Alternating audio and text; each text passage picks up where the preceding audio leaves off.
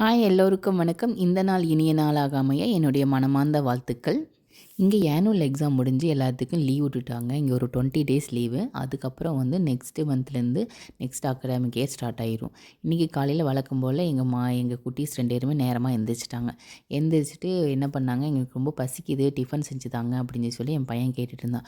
நான் ஒரு டயலாக் விட்டேன், எனக்கு ரொம்ப டயர்டாக இருக்குது, எனக்கு தலைவலிக்குது பாப்பா அப்படின்னு சொன்னேன். அப்போ நீங்கள் ரெஸ்ட் எடுங்கம்மா, நான் பார்த்துக்கிறேன் அப்படின்னு சொல்லிட்டு எனக்கு டீ போட்டு கொடுத்தாங்க. அவன் பசிக்குதுன்னு சொன்னங்காட்டி அவன் போய் தோசை பார்க்க ஆரம்பிச்சிட்டா.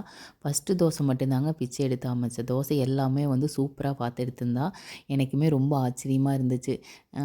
நம்மளாம் இந்த வயசில் வந்து நான்லாம் எங்கள் அம்மாவுக்கு ஹெல்ப் பண்ணணுன்னு பார்த்தேன்னா சத்தியமாக இல்லைங்க. எங்கள் அம்மா சொல்லுவாங்க, நீ எங்கே விளையாண்டுக்கிட்டே தான் இருப்ப, ஒரு ஒரு சுடுதண்ணி கூட வச்சது கிடையாது அப்படின்னு சொல்லுவாங்க. வெளிநாட்டில் இருக்கங்காட்டி எனக்கு எங்கள் அம்மாவும் அக்கா அப்பா எல்லாத்தையும் மிஸ் பண்ணுறதா ரொம்ப நினைப்பேங்க. ஆனால் வந்து என் பொண்ணு வந்து இந்த மாதிரி ஹெல்ப் பண்ணி எங்கள் அம்மா இடத்தையும் ஃபில் பண்ணிடுவா. அதே மாதிரி நான் சோகமாக இருந்தேன் அப்படின்னா அதை வந்து அட்வைஸ் பண்ணி விடுங்கம்மா பார்த்துக்கலாம் அப்படின்னு சொல்லி எங்கள் அக்கா இடத்தையும் நிரப்பிடுவா. அதே மாதிரி நான் ஹாப்பியாக இருந்தால் அவளும் ரொம்ப சந்தோஷமாக இருப்பாங்க. அது மாதிரி அது எங்கள் அப்பா இடத்தையும் நிரப்பிடுவா. அந்த மாதிரி எல்லா உருவமாக என் பொண்ணை நான் வந்து கூடவே வச்சுருக்கேன். அந்த காலத்தில் தாங்க பொட்டப்புள்ள பிறந்துச்சு அப்படின்னா வந்து கள்ளிப்பால் ஊற்றி கொல்றது, வேண்டா வெறுப்பாக வளர்க்குறது, ஐயோ பொட்டப்புள்ள பிறந்துருச்சே அப்படி செலவுன்னு நினைக்கிறது. ஆனால் இந்த காலத்து பிள்ளைகளாம் ரொம்ப பொறுப்பாக இருக்குதுங்க. படிக்க வச்சுட்டா மட்டும் போதுங்க, அதுகளை வேலையை அதுகளே பார்த்துக்குதுங்க. வேலையை அதுகளை பார்த்துக்கிட்டு நம்மளுக்கும் பார்த்துக்கிறதுக்கு ஹெல்ப் பண்ணுதுங்க. அன்றைக்கி வந்து என் பையனுக்கு வந்து பேரண்ட்ஸ் மீட்டிங் இருந்தது. சரி என்ன தான் சொல்கிறாங்க, தலைவர் வீட்டில் ரொம்ப குறும்பு, அங்கேயும் போனால் கம்ப்ளைண்ட் தான் சொல்லுவாங்க அப்படின்னு நினச்சிட்டு போனோம்.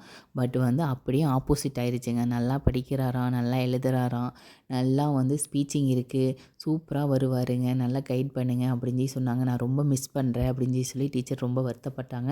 இவருமே ரொம்ப வருத்தப்பட்டார். எனக்கு ஏன் டீச்சர் அப்படின்னு சொல்லி ரொம்ப உரிமையாக பேசிகிட்டு இருந்தான். லாஸ்ட்டாக ஃபோட்டோலாம் எடுத்துகிட்டு ஹக் பண்ணிவிட்டு டீச்சர் சி யூ இந்த லேட்டர் டீச்சர்னு சொல்லிட்டு வந்தோம்.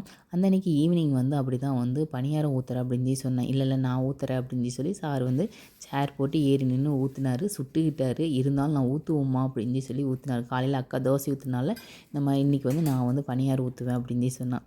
சரி ஊற்றி எடுங்கப்பா அப்படின்னு சொல்லி எடுத்துக்கிட்டாங்க. எடுத்து நல்லா சாப்பிட்டு ஜாலியாக அந்த அன்றைக்கி போச்சு. ஓகே ஃப்ரெண்ட்ஸ், நிறைய பேர் பார்க்குறீங்க, ஃபுல் வீடியோ பார்க்க மாட்டேங்கிறீங்க. ஃபுல் வீடியோ பாருங்கள் கொஞ்சம். அதே மாதிரி சப்ஸ்கிரைப் பண்ணுங்கள். உங்கள் ஃப்ரெண்ட்ஸ் யாராச்சுக்கு இருந்தாலும் ஷேர் பண்ணுங்கள். இனிமேல் வீடியோஸ் எல்லாம் கண்டினியூஸாக வரும். Okay friends, see you in the next video. Bye.